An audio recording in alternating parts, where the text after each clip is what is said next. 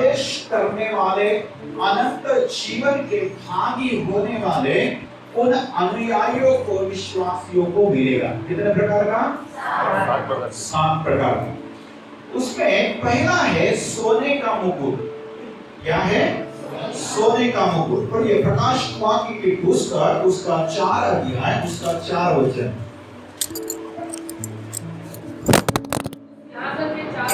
हाँ,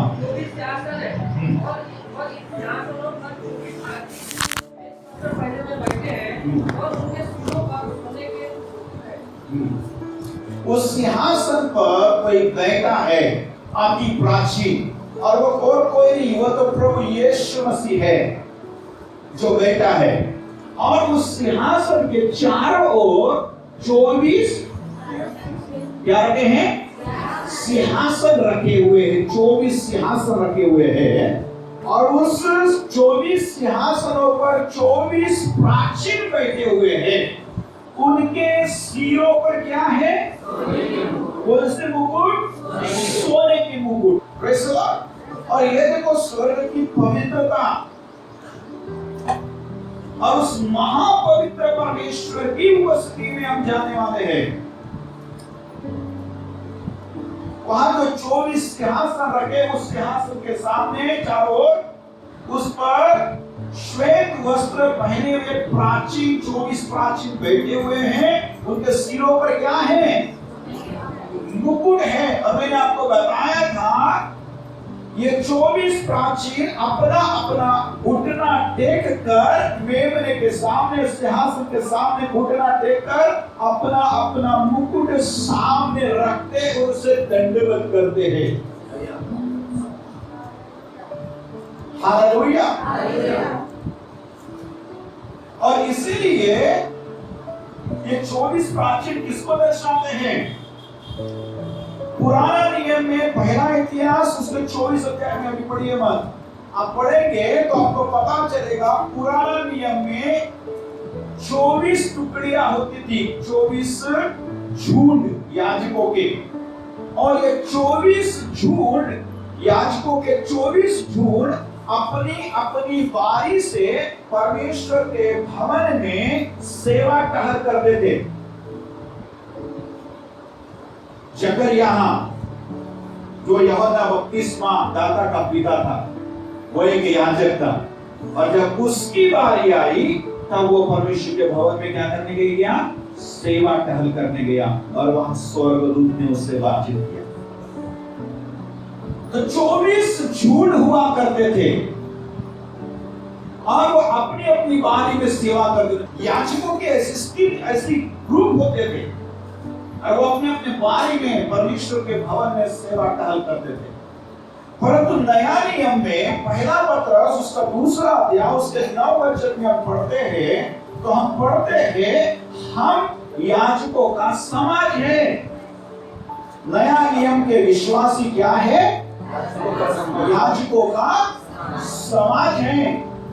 praise the Lord. और इसीलिए प्रकाश वाक्य 3 अध्याय उसका 11 वचन क्या कहते हैं? जो कुछ तेरे पास है उसे थामे रहे कि कोई तेरा मुकुट छीन ना ले।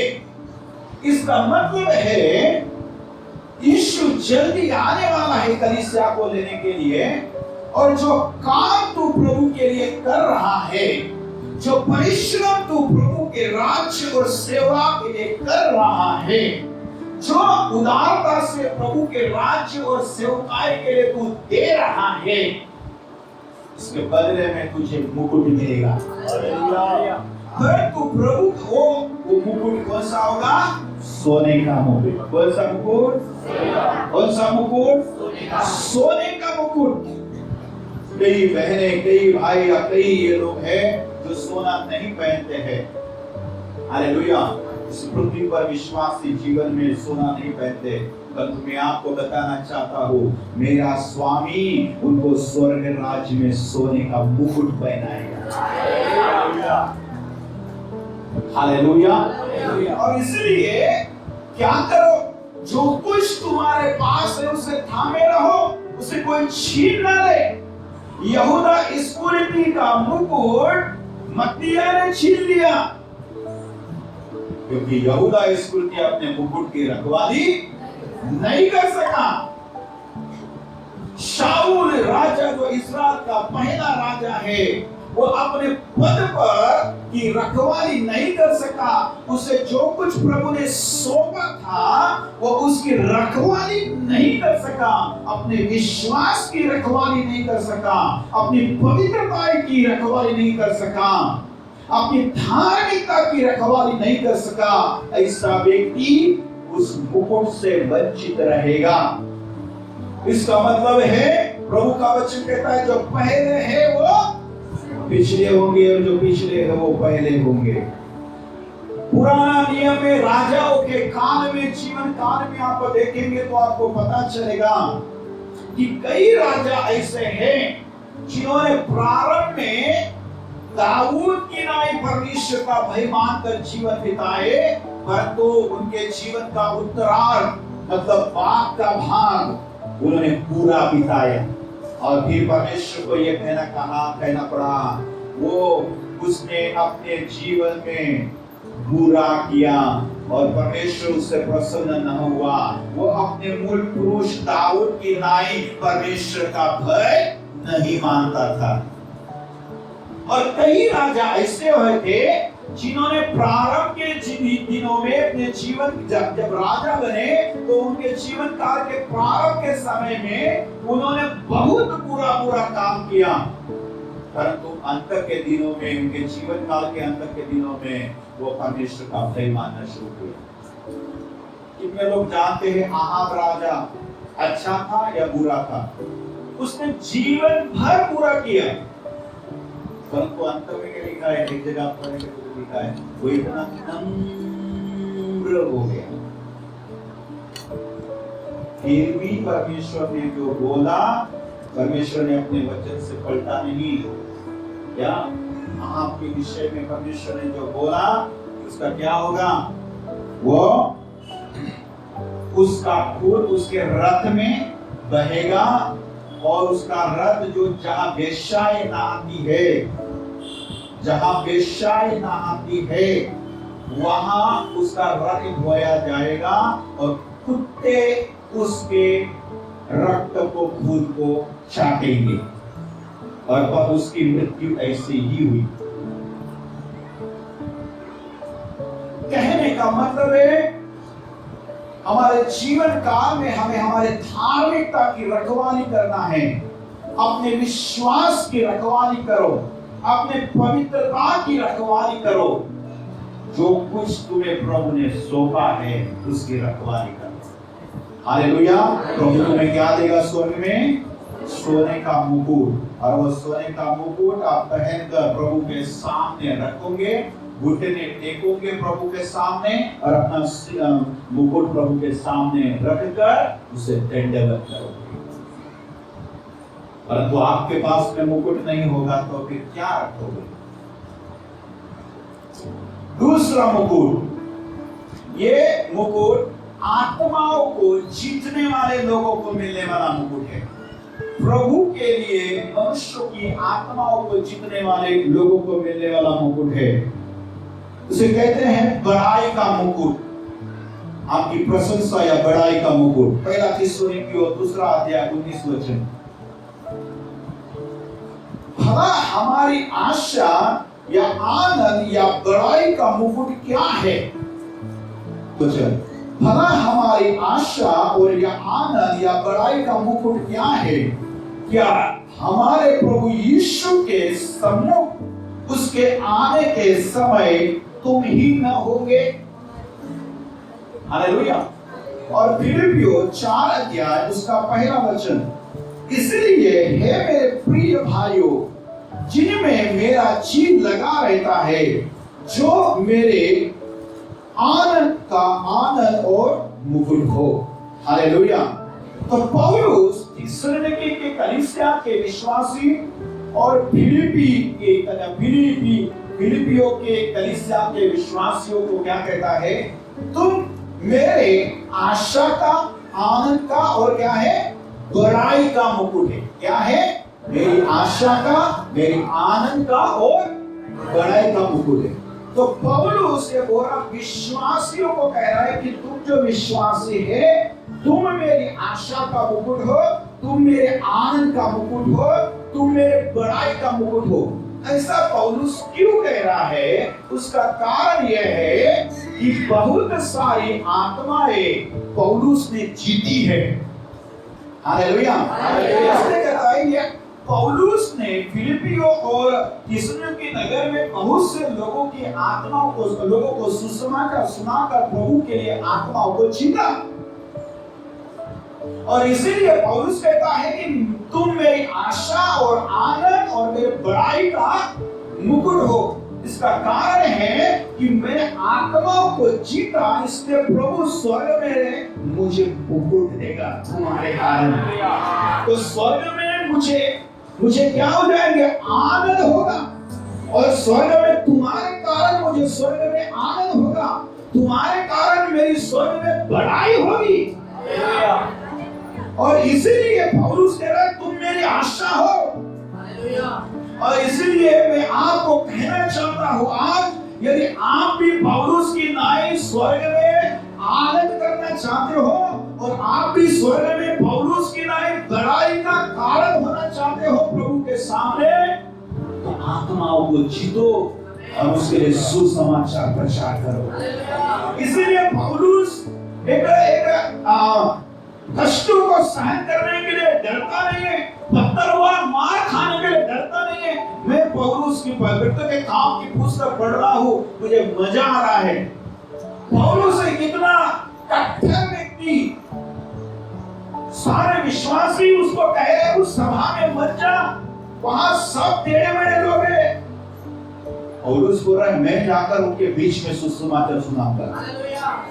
यहाँ तक कि सिकंदरिया के विश्वासियों ने खबर भेजा पौलुस को, एथेंस में वहां उनकी सभा में मत जा, वहां लुच्चे लोग रहते हैं, कौन क्या बोलता है कौन क्या बोलता है कोई समझ में नहीं आता।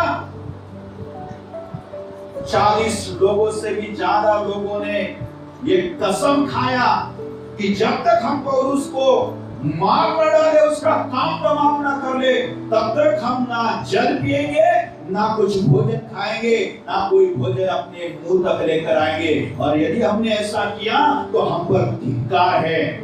ऐसा ही महायाजक के सामने उन्होंने कसम खाया। और पौलुस के अंदर में क्या आशा है? मैं उनके बीच में जाकर सुसमाचार सुनाऊंगा। इसका मतलब वो मौत को कुछ नहीं समझता, मौत को से डरता नहीं है। क्यों? क्योंकि वो क्या कहता है? मेरे लिए वो बड़ाई का मुकुट स्वर्ग में रखा हुआ।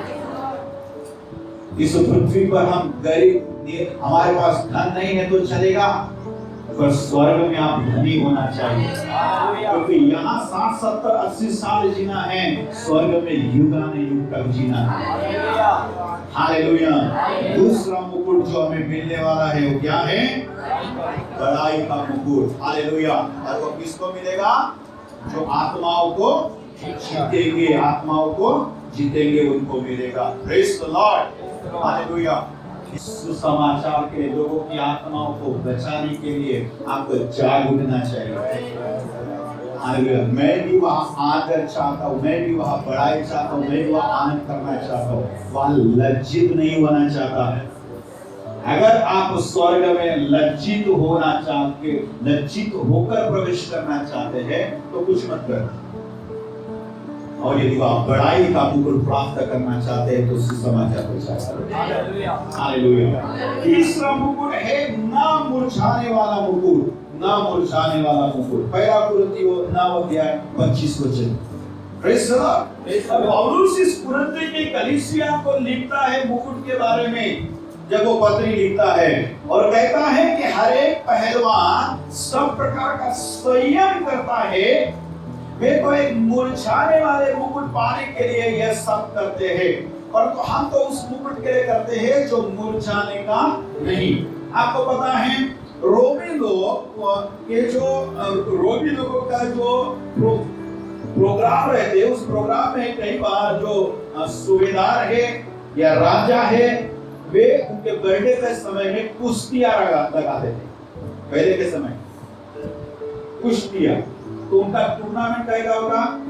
कुश्ती का टूर्नामेंट। हालेलुया। तो कुश्तियां लड़ा दे, इसलिए उनसे जो व्यक्ति विचार करके गोल गोल करके वो फिर राजा के हाथ से उसे पहनाया जाता, तब वो व्यक्ति एक प्रतिष्ठा होती थी। परंतु वो जब लाया जाता उस दिन तो हरा रहता, जब पहनाया जाता उस दिन भी हरा रहता, उसके पत्ते भी हरे रहते हैं। परंतु ये तो मुकुट इसको मिल गया, वे बाद में घर में लेके जाएंगे तो धीरे धीरे वो मुकुट क्या हो जाता है? मुरझा जाता है। पत्ते मुरझा जाते, उसका हरापन चला जाता है, मुरझा जाता है। तो पौलुस कह रहा है कि एक जो कुश्ती लड़ने वाला व्यक्ति है वो साल भर मेहनत करता है, क्या पाने के लिए? एक मुरझाने वाले मुकुट को पाने के लिए। और वो संयम करता है अपने जीवन में, संयम करता है। वो अपने जीवन को किसी भी व्यर्थ बातों में नहीं लगाता जिससे कि उसकी बॉडी कमजोर हो या उसकी शारीरिक ताकत कमजोर हो या उसकी मानसिक ताकत कमजोर हो, और वो सब ना हो। इसीलिए वो अपने को बलवान बनाने के लिए, ताकतवर बनाने के लिए, चतुर बनाने के लिए वो साल भर मेहनत करता है, संयम रखता है। ऐसा पौलुस क्या कहता है? हम उस न मुरझाने वाले मुकुट के लिए क्या कर रहे हैं? हालेलुया, काम कर रहे हैं। तो इसीलिए तुम्हें यह स्वर्ग में यह मुकुट चाहिए, तो न मुरझाने वाला एक ऐसा मुकुट स्वर्ग में आपको चाहिए, तो आपको प्राप्त करना है तो क्या करने की जरूरत है? इस मसीही जीवन में आपको संयम के साथ जीवन बिताना चाहिए। और संयम क्या है? ये पवित्र आत्मा का फलों में से एक फल है संयम, और ये अंतिम फल है संयम। पढ़िए गलतियों की पत्री 5:22। इसी कारण तुम सब प्रकार का यत्न करके, इसी कारण तुम सब प्रकार का यत्न करके अपने विश्वास पर सद्गुण और सद्गुण पर समझ, और समझ पर संयम, और संयम पर धीरज, और धीरज पर भक्ति। Praise the Lord, hallelujah. विश्वास पर सद्गुण, और सद्गुण पर समझ, और समझ पर संयम। हमारे जीवन के लिए संयम होना चाहिए। Hallelujah, hallelujah. आपके शरीर की अभिलाषाओं पर संयम रखो, उसको भड़कने मत दो। वो तुम्हें पाप में लगी रहा है, अपने अपने अपने जवान पर संयम रखो। अनुचित शब्द अपने मुंह से निकाल कर आपका संयम भ्रष्ट न होने पाए। अपने जवान के टेस्ट पर संयम रखो, क्योंकि आप एक योद्धा है, आप एक योद्धा है। और न मुरझाने वाला एक मुकुट ऐसे ही संयमी योद्धा का इंतजार स्वर्ग में कर रहा है। आपका संयम भ्रष्ट हो गया तो, आपने संयम तोड़ दिया तो आप अपवित्र हो जाएंगे, और उस न मुरझाने वाले मुकुट जो स्वर्ग में मिलने वाला है उससे वंचित रह सकते हैं। और इसलिए क्या बनो? संयमी बनो। तो तीसरा मुकुट जो विश्वासियों को मिलने वाला है कौन सा है? ना मुरझाने वाला मुकुट, जो एक संयमी योद्धा को मिलेगा। Hallelujah, hallelujah. चौथा मुकुट है धार्मिकता का मुकुट। दूसरा तीमुथियुस 4:8। और ये धार्मिकता का मुकुट किन लोगों को मिलने वाला है? और वो उन लोगों को मिलेगा जो प्रभु यीशु के आगमन के धूल में रहते हैं, और प्रभु यीशु मसीह के आगमन को प्रकट हो, यीशु मसीह के प्रकट होने मतलब आगमन के लिए बहुत लालायित है। और हम सबका दुल्हा तो यीशु मसीह है, और हम सब स्त्री और पुरुष मिलकर यीशु मसीह की एक दुल्हन है। और इसलिए यीशु के प्रकट होने के लिए आप क्या तैयारी कर रहे हैं? कितनी लालसा आपके अंदर में है?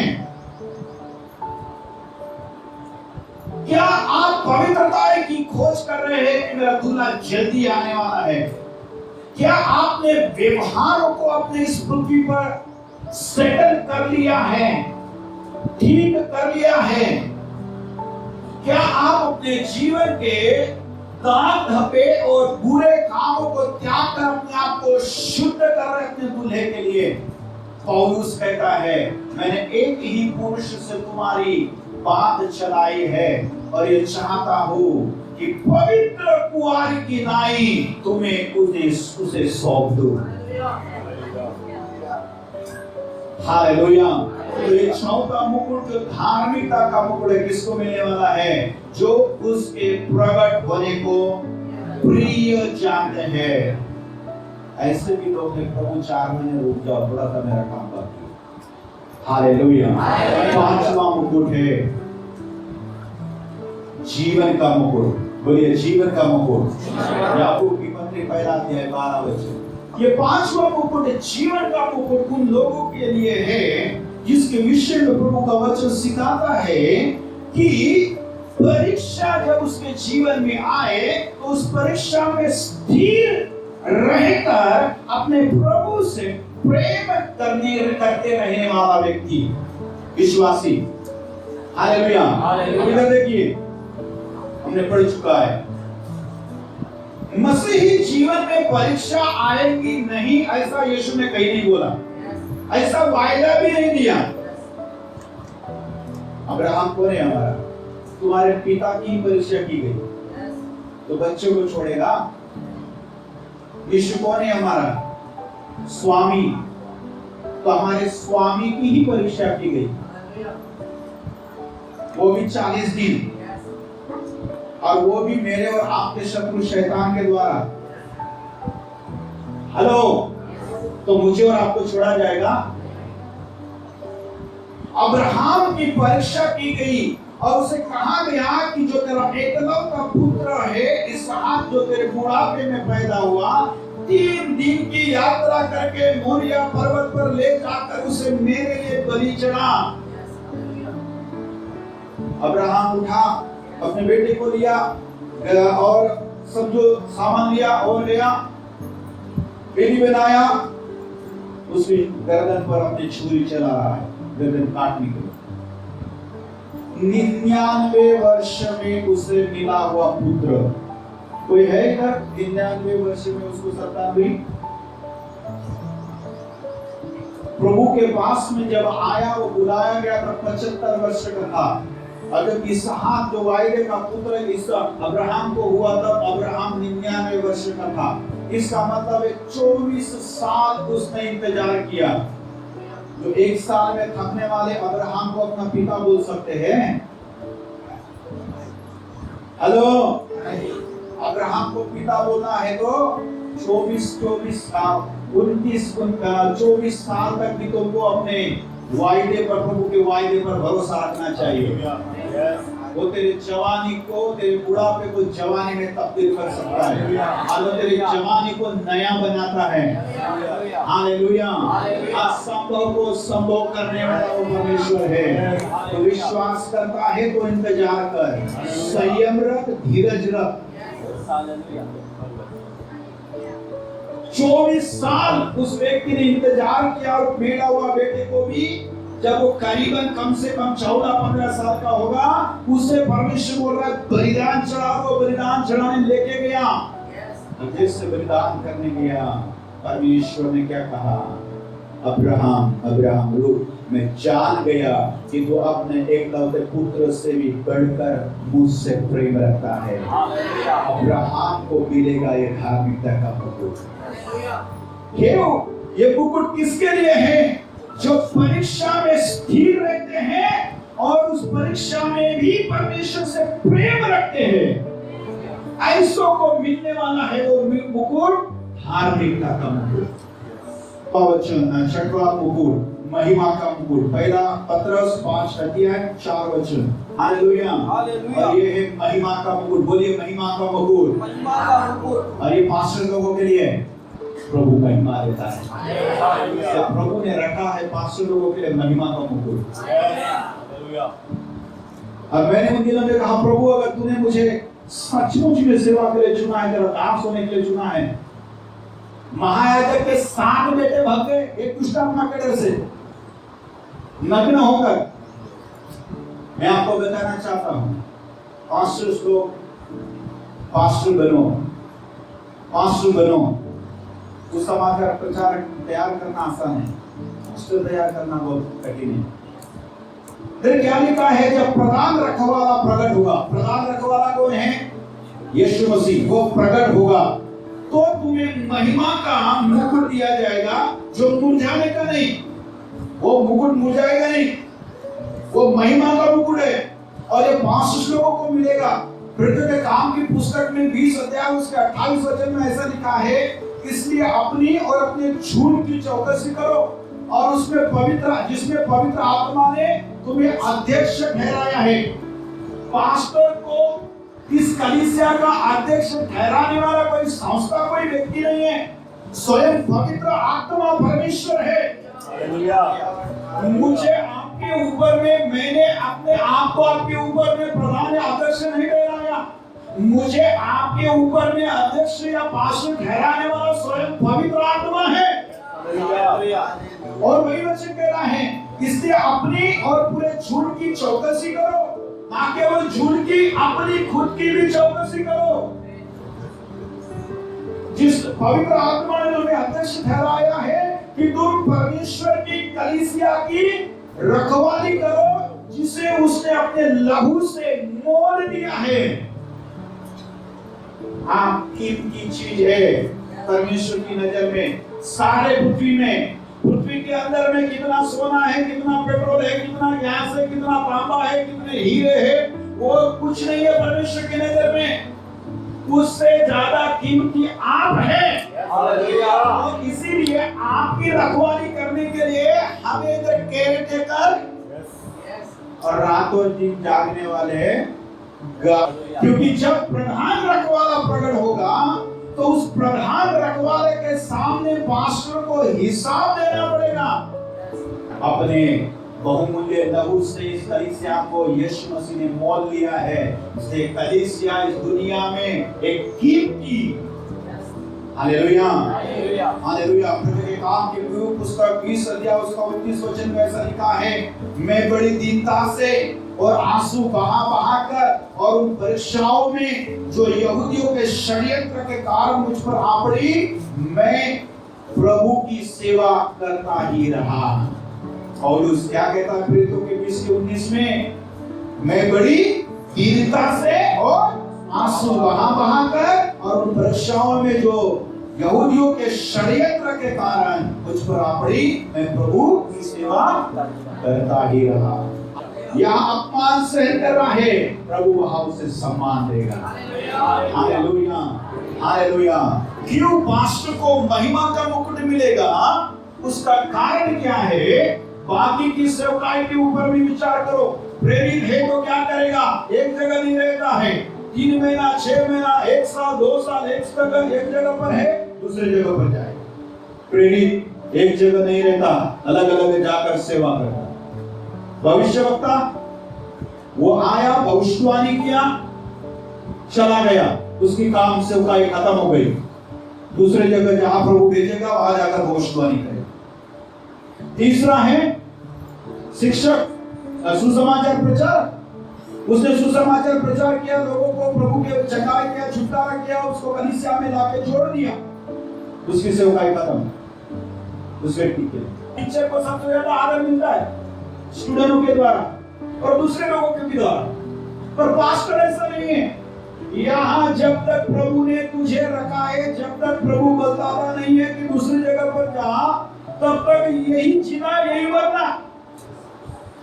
किसी विश्वासी ने अपमान किया तो चुपचाप उसको पानी के साथ भी गिटक लेना। अपमान किया तो बोल भी नहीं सकता, अनादर किया तो भी बोल नहीं सकता।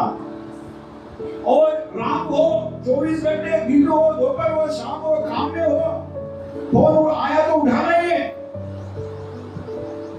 अपने परिवार, अपने बच्चों से ज्यादा कलीसिया की चिंता करना पड़ता है।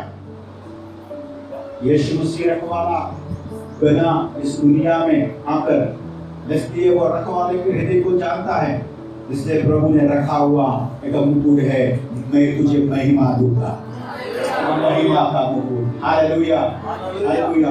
मैं 7वां मुकुट, शहीदों का मुकुट। जो तुम कुछ को झेलने होंगे उससे मत डर, क्योंकि देखो शैतान तुम में से कुछ को जेल खाने में डालने पर है, ताकि तुम परखे जाओ। तुम्हें क्या उठाना पड़ेगा?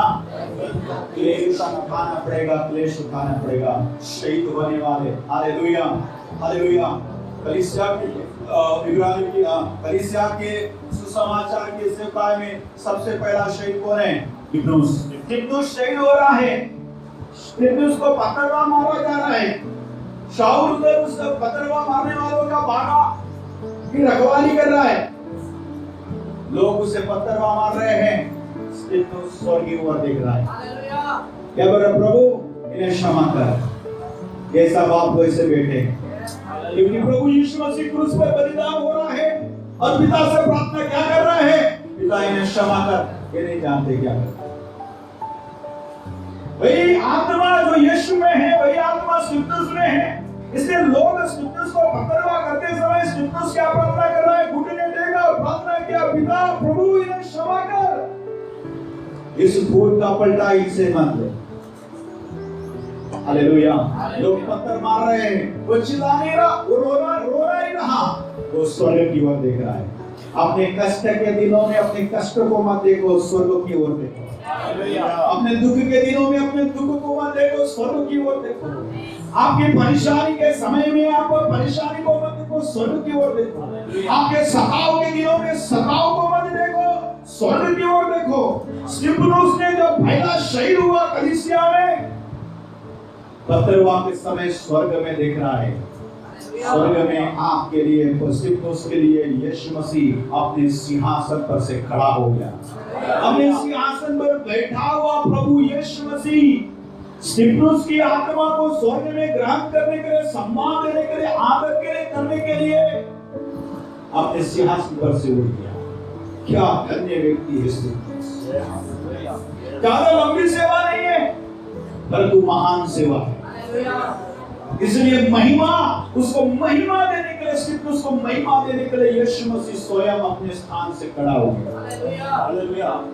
तो स्वर्ग और पृथ्वी का स्वामी, उसके सेवकाई के लिए आप विरोध और कष्ट और दुख सहन करेंगे तो, और उसके लिए शहीद हो जाएंगे उसकी सेवकाई में, तो आपकी आत्मा को स्वर्ग में ग्रहण करने के लिए प्रभु अपने सिंहासन पर से खड़ा हो गया। हालेलुया। क्या देखा? आकाश खुल गया, आकाश खुल गया। Hallelujah, hallelujah. इस शहीदों के लिए यूहन्ना रचित सुसमाचार 21 अध्याय उसका 19 वचन, पतरस कैसे मृत्यु से प्रभु की महिमा करेगा। पतरस को सेवकाई में मरने के पहले ही पतरस को प्रभु ने बता दिया कैसे मरेगा। यीशु क्रूस पर सीधा लटकाया गया, पतरस क्रूस पर उल्टा लटकाया गया। इब्रानियों 11 अध्याय 35 से 39, कितने तो मार खाते खाते विश्वासी मर गए, परंतु मार खाना सहन करना तैयार है, पर विश्वास से मुकरना नहीं चाहते, विश्वास को त्यागना नहीं चाहते। ओ, ताकि उत्तम पुनरुत्थान के भागी होना चाहते हैं। कई ठट्टों में उड़ाए जाने और कोड़ों की मार खाने, बांधे जाने और कैद में पड़ने हाँ, विश्वासियों के ऊपर पथराव किया गया, उन्हें सहन किया, आरे से चीरे गए। क्या किया? एक उल्टा करके एक विश्वासी का एक टांग एक व्यक्ति पकड़ा है, दूसरी टांग दूसरा व्यक्ति पकड़ा है, और बीच में से उसको आरे से दो व्यक्ति काट रहे हैं, काटे जा रहे हैं। फिर भी वो क्या बोल रहा है? मैं यीशु के ऊपर से अपना विश्वास नहीं हटाऊंगा। कहीं ऐसे आपको हिस्ट्री मिलेगी, दो व्यक्ति दो टांग पकड़ के खड़े हैं, बीच में से आरे से काटे जा रहे हैं, जैसे लकड़े को काटते बड़े हैं। तलवार से मारे गए, कंगाली में, क्लेश में, दुख भोगते हुए, भेड़ों और बकरियों की खाले ओढ़े हुए इधर उधर फिरते रहे, और जंगल और पहाड़ और गुफाओं में और पृथ्वी की दरारों में भटकते फिरे। आमा दिखना नहीं चाहिए करके भेड़ों की खाल जो खाटी के यहाँ भेड़ों का बकरे की जो खाल निकालते हैं वो खाल पहनकर जिए और गुफाओं में जंगलों में जाकर छुपके रहे। वो पहले युग की कलीसिया के विश्वासी इतना कष्ट सहन किए। और क्या कहता है, संसार उनके योग्य न था और विश्वास ही के द्वारा इन सब के विषय में अच्छी गवाही दी गई। और प्रभु से प्रेम रखते हैं। हालेलुया। ऐसों को मिलेगा ये मुकुट। कौन सा मुकुट? शहीदों का मुकुट, क्योंकि स्वामी यीशु खुद हमारे लिए शहीद हुआ। वो शहीद होने वाली आत्मा, शहीद होने के लिए ताकत और विश्वास देने वाली यीशु की आत्मा आपके अंदर है।